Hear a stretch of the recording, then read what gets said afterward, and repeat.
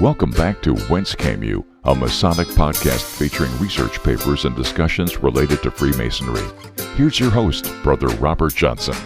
Okay, this is episode 278. We've got a great episode this week. I'm actually reaching back into the archives and grabbing an article from the Working Tools magazine from back in 2014. Before we get started this week, I just wanted to mention in the news that, of course, there was last week at the end of the episode, kind of a little bonus. If you figured it out, cool. If you didn't, I'll give it away. There was a website, and it says thedcgathering.com. You can go there and check it out.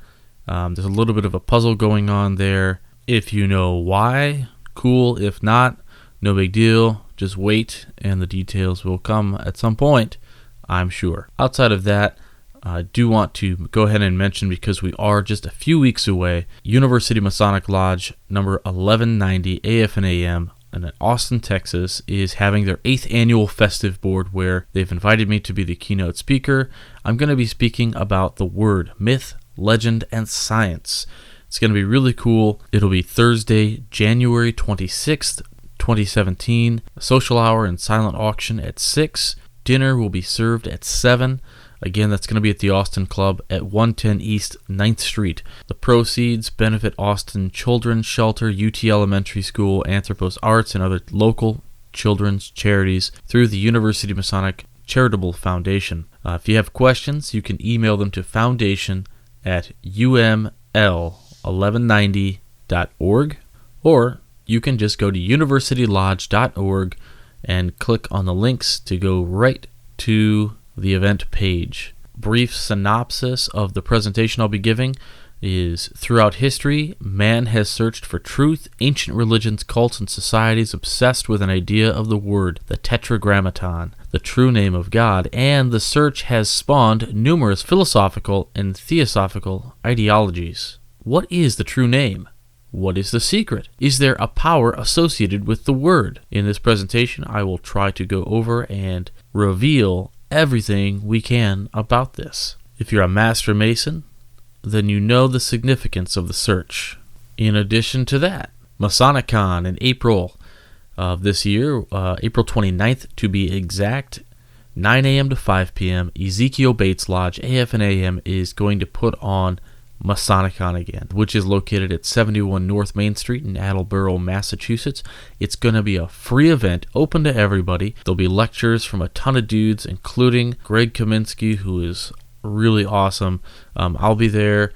Paul C. Smith, Pierce Avon, Angel Miller, Richard Casero, Oscar Aline. It's going to be awesome. We're also going to have an esoteric symbolism panel, which will be moderated by the one, the only Data King, John Ruark. Brother John Ruark is going to be a key choice for this. He loves that stuff. In addition, wall-to-wall vendors and the Tall Cedars and the Grotto will be there doing some degrees. So if that interests you, then perhaps this is the event to go to this year. You can find out more by going to eb1870.org. So this week I ran across a paper which was interesting because the premise for the paper actually struck a little bit of a chord with me. We all know that there are invitational, quote-unquote, higher bodies in Freemasonry, and these bodies should be pretty amazing, right? We would imagine that these bodies do some really cool degree work, might actually focus on some of the philosophical lessons within the fraternity. And this week, I was at a degree, just a Blue Lodge 3rd degree, and one of my good friends said, "Hey RJ, what do you know about the Knight Masons?" And I said, well, not a whole lot, but from what I understand, I think it's another invitational, and it's probably at a point where it's evolved just into a supper club, like a lot of the other invitational orders, including SRICF and some things of that nature, even AMD to an extent. And just at that point, a young gentleman walked past me who was a past master, and he said, "Yeah, I'm a Rosicrucian. It's just a dinner once a year at the Union League." And I thought, wow, there it is. Apparently, a Rosicrucian is just a dinner at the Union League once a year. Now, I myself am not a Rosicrucian, but I've read enough to know that I think it probably should entail a little more than a dinner club once a year at the Union Club in Chicago. But it made me think, what happened to Freemasonry were these clubs? Now, I know I should preface this and say that I know not all Rosicrucian orders are just supper clubs. The one in Utah, for instance, I've had the privilege of talking with Brother Jason Mitchell, as well as a few other gentlemen there, and they do some fantastic work, some real work. But largely, what has happened to the fraternity in that we're not doing the work we say we're doing anymore? And I pulled out this issue and I flipped it open to the main article, and it starts off with a quote. And I thought, this is the article for this week, because this is kind of the wine that I am wanting to taste at the moment, right? Like, it just kind of lined up. So I hope you enjoy it. It's called Sacred Geometry in Masonry. And again, it's from the Working Tools magazine from back in 2014. Now, I kind of feel like I'm doing some guys a favor because I'm going to read this out of the magazine, where the graphic interface on this particular article is not the friendliest, and there is all kinds of wild geometrical shapes behind the wording, and it's kind of a headache to read, so you're welcome. But here we go. Sacred Geometry in Masonry by Worshipful Brother M. Wolf and Brother Michael Yannetti. Quote, "It is now degenerated into a society of gluttons and wine-bibbers, who yawn while their masters expound to them those emblems which have excited the wonder of the greatest philosophers of the past, and who deem that the richest gem of Freemasonry is the banquet which closes the labor of the lodge." End quote. While some 150 years have passed since Reed recorded his despair at the state of Masonry in his book, The Veils of Isis, the departure from the original intent of the 18th century framers of the modern fraternity continues today. The days when the master of the lodge could expound on the symbolic to his brethren having long passed, and now the majority of those who have risen to height of being master often have little knowledge of the true gems hidden in plain sight. The charges contained in the ritual are treated as nothing more than interesting calls for intellectual pursuits from the past, concepts superseded now by our vast modernistic understanding of the world and universe we inhabit. There is, however, a growing movement within the fraternity of Freemasons who are actively seeking out the eternal truths, the keys to which are given to all Masons. There is nothing new in this short work, but a simple progression of part of the simple, essential truths understood by some of the greatest thinkers in their search for understanding the unknowable, so far as man ever could. It traces why Masons are implored to travel to foreign lands and seek the wisdom of the past, and how it relates to the landmarks of the current gentle craft. As Masons, we are constantly reminded of the study of the 7 liberal arts is a fundamental tenet of being a Mason, but more particularly, the study of geometry is imperative as it forms the foundation of the fraternity. As Masons, we are surrounded by geometrical symbolism in every facet of our environment, and its importance is frequently included in our ritual, most particularly the fellowcraft degree, as we are directed. Quote, "The study of the liberal arts, valuable branch of education, which tends so effectively to polish and adorn the mind, is earnestly recommended to your consideration, especially the science of geometry, which is established as the basis of our art. Geometry or Masonry, originally synonymous terms, being of a divine and moral nature, is enriched with the most useful knowledge, while it proves the wonderful properties of nature. It demonstrates the more important truths of morality." End quote. And so, the initiate is clearly directed, but what was the basis for this direction? To uncover the origination, we need to go back in time, to the formal formation of the degrees, where historically we find some confusion exists. Prior to the 1720s, only a single degree existed in any type of organized fashion.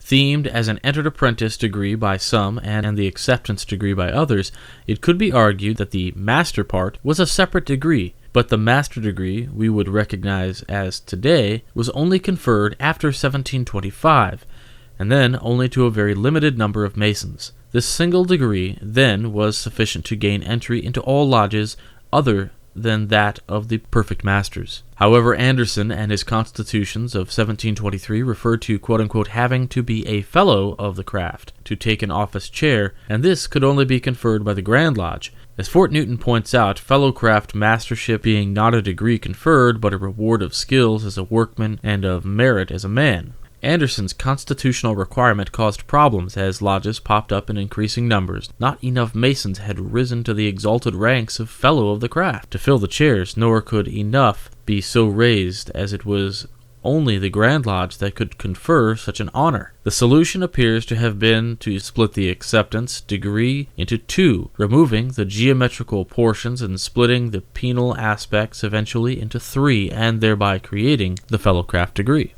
In the second degree, there appears originally to have been no distinct penalty, and when it does come in, it included some provisions that now form part of the third. But there was an addition to the ceremony in that newly made fellowcraft re-entered the lodge to receive his wages. He did so from the senior warden between the pillars after having passed a test. The earlier ritual also includes a set of verses on the letter G, with other indications that part of the working may have originally been in rhyme. The earliest account of this penalty gives it more or less as we have it currently. And so it came into being, a degree that gave the knowledge that would have been practiced by a Mason who had reached sufficient proficiency to be rewarded the exalted title of Fellow of the Craft. This is special knowledge centered on an understanding of the working of sacred geometry. The earliest written material that directly connects Masonry with geometry is the Hallowell manuscript, which contains the Regis poem,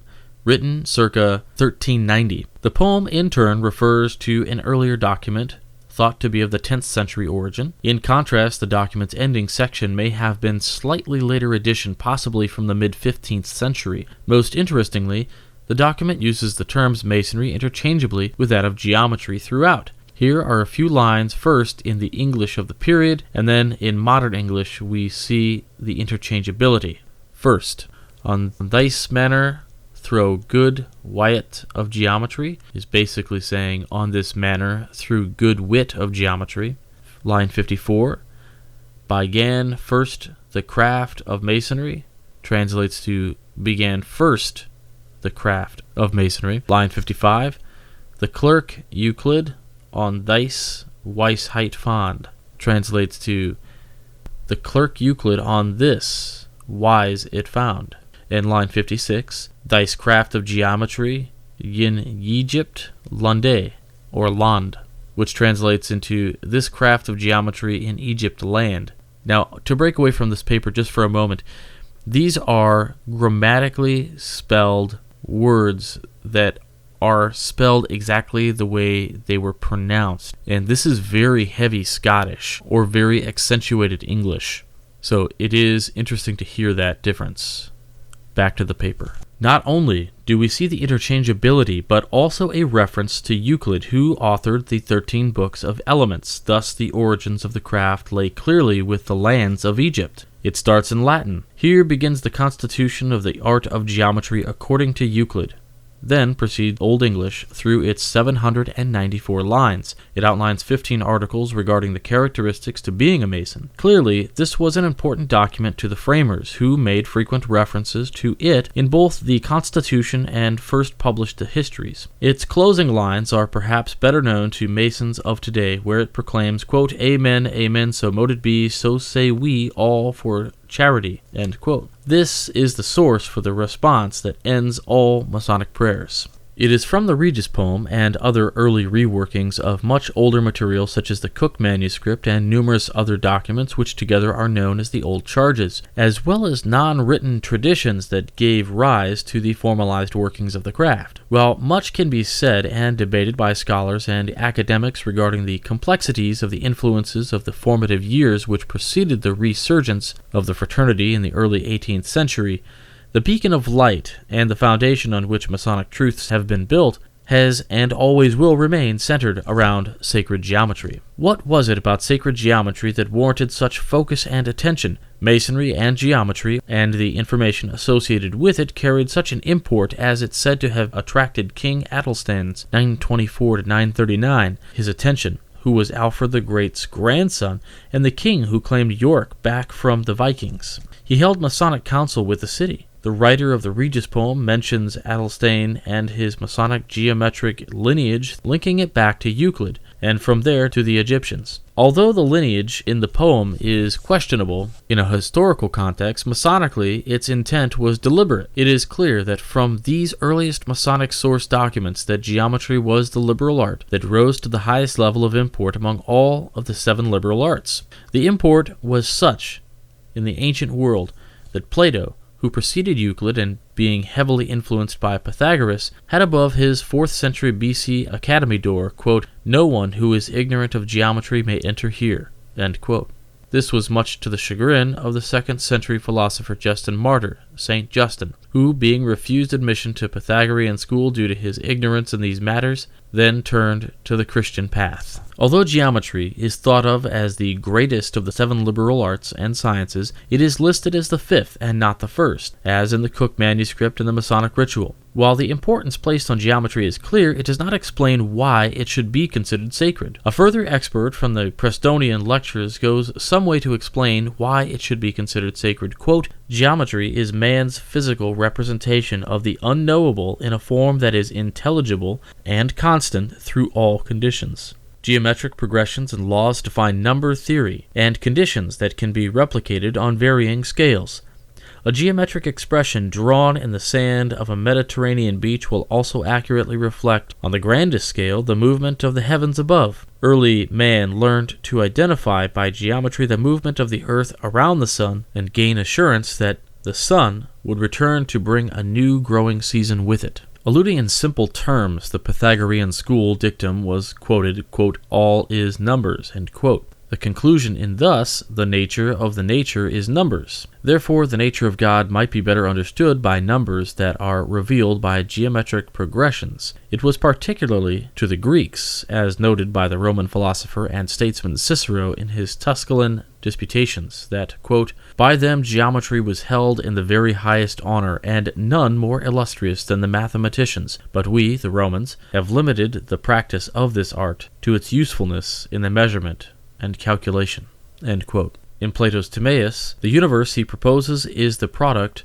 of a rational, purposive, and beneficent agency. It is the handiwork of a divine craftsman who, imitating an unchanging and internal model, imposes mathematical order on a pre-existent chaos to generate the ordered universe, or the cosmos. Bertrand Russell, when talking of Pythagoras in relation to Plato, commented, "It is to this gentleman that we owe pure mathematics. Thought became superior to the senses, intuition became superior to observation. Platonism was essentially Pythagorism. The whole concept of an eternal world revealed to the intellect but not to the senses can be attributed to Pythagoras." In his bypassing of the senses and appealing directly to the intellect, Pythagoras recognized an inbuilt intuition within man that enabled him to access the divine. In his history, The Life of Pythagoras, Iamblichus repeats the sentiment of Plato in his The Republic, that the study of the science of numbers tends to awaken that organ of the brain which the ancients described as the eye of wisdom. This is the organ now known to psychology as the pineal gland, often called the third eye, or God's gland. The ancients had a firm understanding of this role of the pineal gland and how to access it through ritual or contemplation, particularly in contemplation of numbers or geometrical progressions. Thus, the study of geometry not only revealed the workings of the divine creator in all his magnificence, but also could lead through contemplation to a state of direct communication. To Pythagoras, the monad or one, a symbol so well known by Masons as the circumpunct,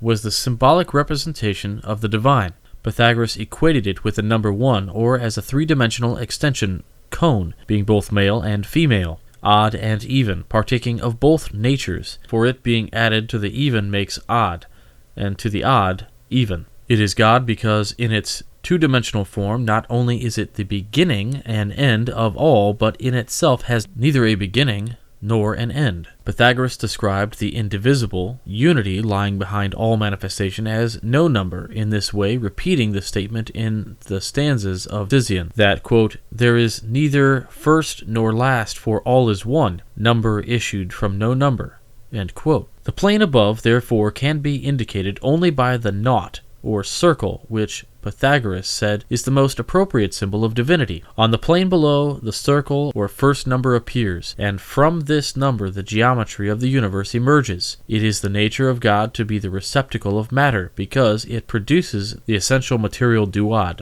In the phenomenal world, the monad or monad becomes the apex of the manifested equilateral triangle, or the father. The left line of the triangle becomes the duad, or the mother. This represents the origin of all contrasts in nature, the point at which the roads of good and evil bifurcate. 2 points in space diametrically opposed, which in that state defies unity. This being the case, the Pythagoreans are said to quote-unquote hated the binary. Considering the number 2 as a representation of the law of polarity, they stress the positive aspects by not only entering a temple on the right side, and also by putting on the right shoe first. The right line of a triangle represents the sun, described in every ancient cosmogony as one with the apex or father. The line at the base of the triangle stands for the universal plane of productive nature, in which father, mother, son are all unified on the phenomenal plane as they were united in the supersensuous world by the apex. The triangle thus becomes the most profound of all geometrical symbols. As a cosmic symbol representing the higher trinity of the universe, it becomes the root of the word deity. The ancient Greeks called the letter D, the triangular delta, the vehicle of the unknown deity. The Boeotians wrote the word Zeus with the delta, from which came the Latin deus. The triangle is also a basic form in nature. When molecules of salt deposited themselves as a solid, the first shape they assumed is that of a triangle. A flame is triangular in shape, hence the word pyramid from the Greek pyre or fire. The triangle is also the form assumed by the pine, which is the most primitive tree after the fern. From the birth of the duad via the perfect replication of the monad, came the world of the firmament, which was a physical mirror of the perfect. This was a philosophy not lost on Plato in his idealistic treatment. However, in its birth, it brought chaos and conflict, as noted by Manly P. Hall. Quote, "The following symbolic names were given to the duad, because it has been divided and is two rather than one, and when there are two, each is opposed to the other. Genius, evil; darkness, inequality; instability, movability; boldness, fortitude; contention, matter; dissimilarity, partition between multitude and monad; defect, shapelessness; indefiniteness, indeterminateness; harmony, tolerance; root, feet off foundation; abounding idea; top, feigns, opinion, fallacy; alterity, diffidence; impulse, death; motion, generation; mutation, division; longitude, augmentation; composition; communion; misfortunes; sustentation; imposition; marriage; soul; and science." End quote. As previously commented, the Pythagoreans revered the monad, but are said to have despised the duad because it was the symbol of polarity, and hence conflict and chaos. But from it they also recognized the power of the duad. The deep was created in contradiction to the heavens. Quote, "And God made the firmament, and divided the waters which were under the firmament from the waters which were above the firmament. And it was so, and God called the firmament heaven." As Manly P. Hall goes on to explain, quote, "The deep mirrored the heavens, and became the symbol of illusion. For below was merely a reflection of the above, and in the Platonic terms was a less perfect image. The below was called Maya, the illusion, the seed, the great void, and to symbolize it, the Magi of Persia carried mirrors. From the duad arose disputes and contentions until, by bringing the monad between the duad, equilibrium was re-established by the Savior God, who took upon himself the form of a number and was crucified between two thieves for the sins of men." End quote. So, while the monad is a symbol of original wisdom, harmony, and divine, the duad is a symbol of ignorance and paradox, for in it exists the sense of separateness in which it is the beginning of the root of ignorance. The duad, however, is also the mother of wisdom, for ignorance out of the nature of itself invariably gives birth to wisdom. So, while the duad gave rise to the possibility of disharmony and discord, it was essential to the creation of Mother Wisdom, which is represented by the Vesia Pisces created at the intersection. The Pythagorean understood that in order to regenerate wisdom, and the despised duad was essential. The Greek philosopher Heraclitus, who was a near contemporary to Pythagoras, stated, "The opposite is beneficial. From things that differ comes the fairest attunement. All things are born through strife." In his book Numbers, W. Wynne Westcott says of the duad, "It was called audacity, from its being the earliest number to separate itself from the Divine One, from the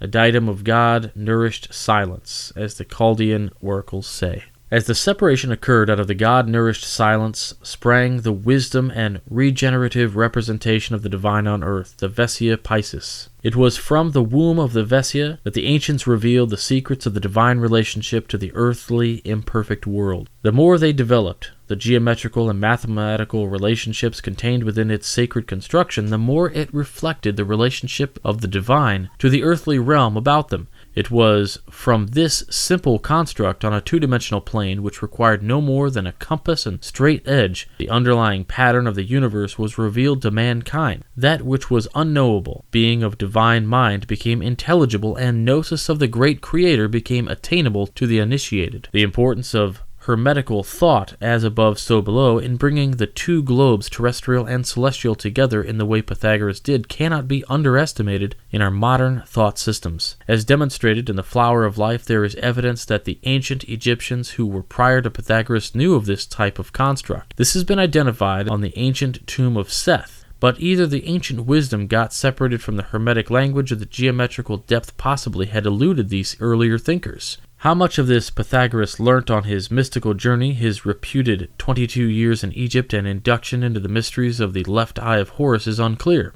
Evidence and arguments can be made that pyramids are an expression of the knowledge and the ratios and math of the Vesia. Frank C. Higgins in his Ancient Freemasonry demonstrates a clear Pythagorean link to Egypt and the knowledge they had regarding what was later to be known as the Pythagorean Triangle, thus possibly showing a direct history of Pythagoras in Egypt and his potential exposure to the other deep mystical traditions such as the relationship of Phi or Pi. What is clear is that these progressions were a focal point of the Pythagorean school in an attempt to know better the divine, and therefore develop a universal mathematical insight to the cosmos, an insight that would later be more fully expressed by Plato in his various talks on the development of the Pythagorean three-dimensional solids. Even though Plato talked of the result of these insights in detail, as in the origination of pi, he never revealed the origin source of production, but alluded as to how they could be found. It was not until Euclid published his Elements in 13 books on the fundamentals of geometry that the profane had their first chance to gain insights previously held within the highest mystery school adepts.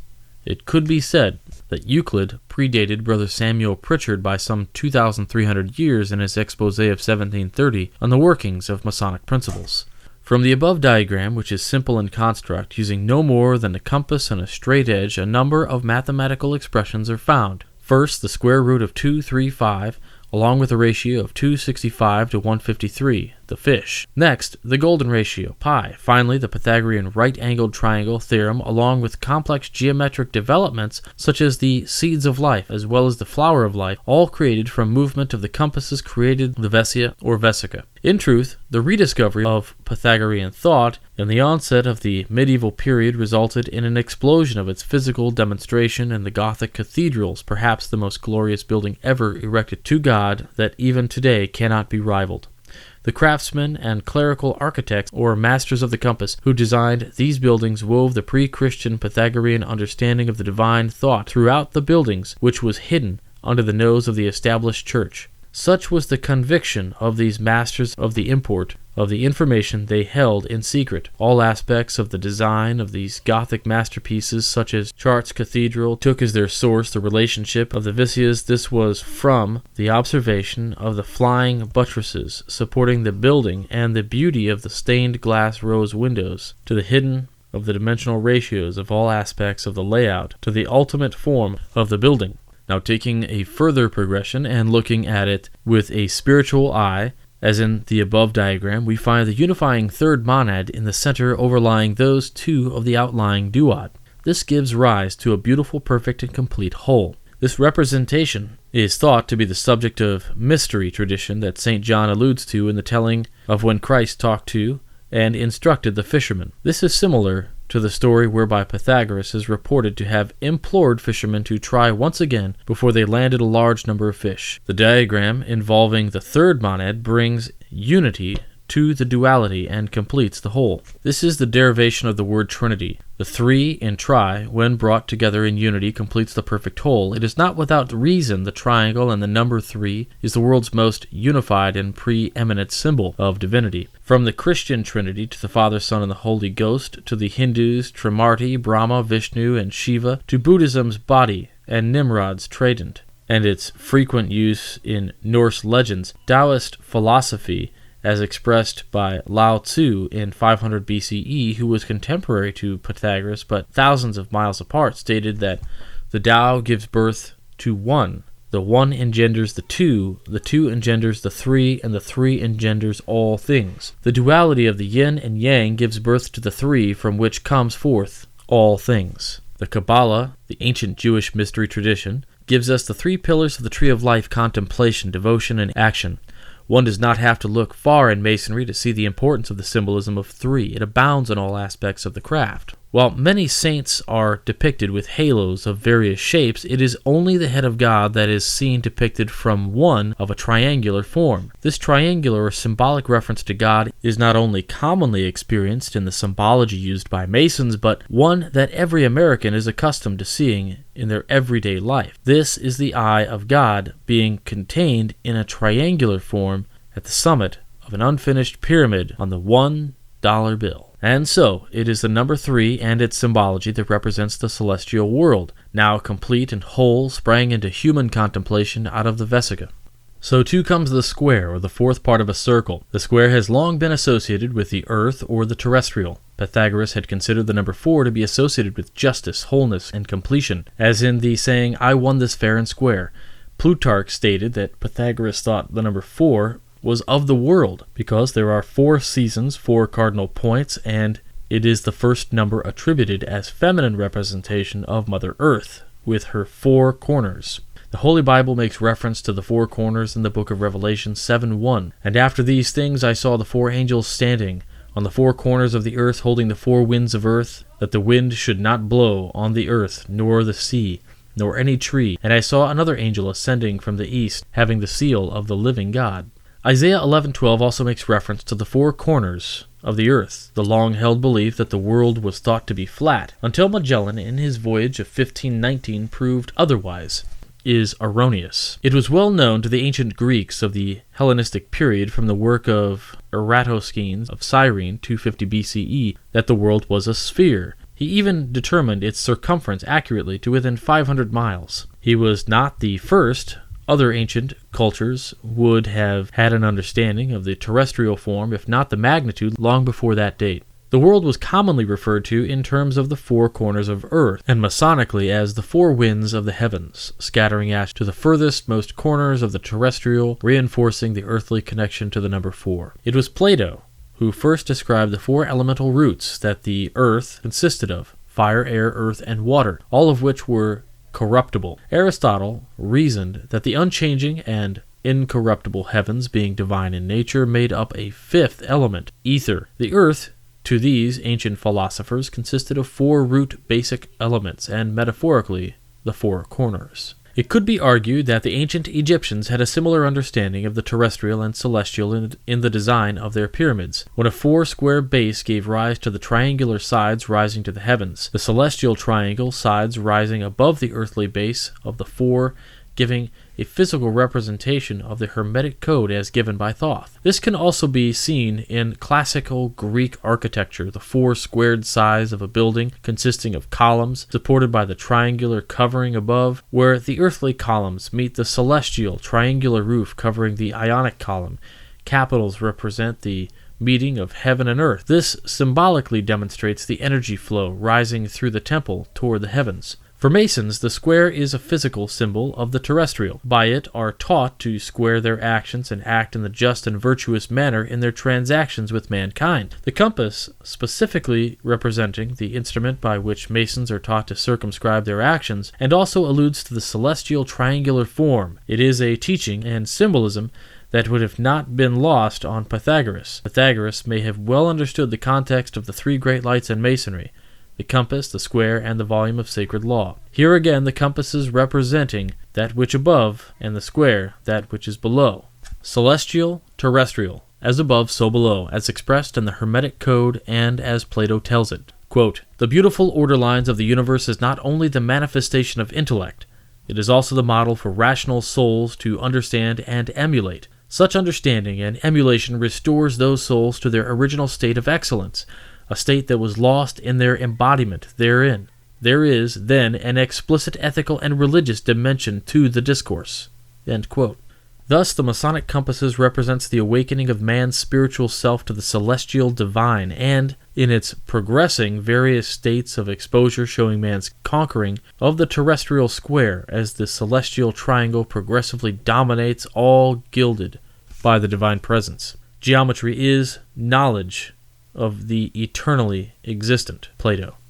Brother Malcolm Wolf, Masonic Bio, Master of Pulpit Rock 103, Pelham, New Hampshire, Education Officer of the Phoenix 105, Tilton, New Hampshire, District No. 2 Education Officer, the Grand Lodge of New Hampshire, Chairman of the Education Committee of the Grand Lodge of New Hampshire. He is also the York Rite Mason, as well as belonging to a number of associated bodies. Brother Michael Yannetti is an officer in 2 lodges, a Knight Templar, soon to be AMD, Sovereign Master, and Rosicrucian. So there you have a great article that went from some of the history into some of the symbolism, and really explain the one key idea that the study of geometry reveals to the mind the divine truths of the universe. So nothing that can be written except that statement. Very interesting concept. All right, now with that, I just would like to go ahead and ask everybody to think about the show a little bit and consider picking up a pin from our limited edition shop on our website, www.wcypodcast.com. We do have the lapel pins. We still have a few cufflink sets. We have a few money clips and tie bars also. So if any of those strike your fancy, please head on over and check those out. Additionally, if you'd like to support this show, you can click on Support the Show on our website there. And you can go over to buybankersbest.com where you can get something really cool, which is our exclusive King Solomon's Reserve beard oil. We worked with Brother Levi to create this product and offer it through his company, and you can straight up just get it right on his website now. No more hidden links, but for a while it was super exclusive to only the listeners of this show. Additional things on his websites are some really nice beard oils and balms and lip balms and things. If you use the promo code BBWCY357, you'll get 20% off. It's really cool. In addition, please head on over to freemasonryart.com where you can save 10% by using the promo code WCY. This is fine art and Masonic art done by Juan Sepulveda, made in the USA. If that name sounds familiar, I talk about him all the time. He's, of course, one of the co-hosts of the Masonic Roundtable and one of my favorite podcasts, The Winding Stairs. He's got some really cool t-shirts right now. I'm not sure if our promo code will work on those t-shirts, but I'm really digging his 300-year shirt, which is 1717 to 2017, 300 years of the Grand Lodge. And of course, our one non-Masonic thing that we do promote is Onnit Labs, who is so generous to us here as an affiliate. If it interests you, they offer a ton of really great products from their website, onnit.com. My favorite, Alpha Brain. You can just click on the links right on our website. Go through there, use the promo code WCY. You'll get 10% off. It's a great deal. With that, I just want to remind you to make sure you're checking out the Masonic Roundtable on Tuesday nights, 10/9 Central.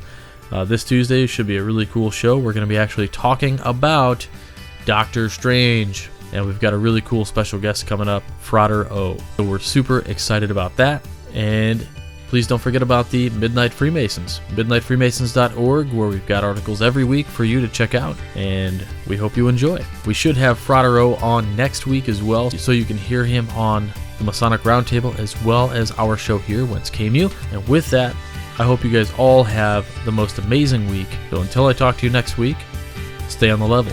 For Whence Came You, I'm Robert Johnson.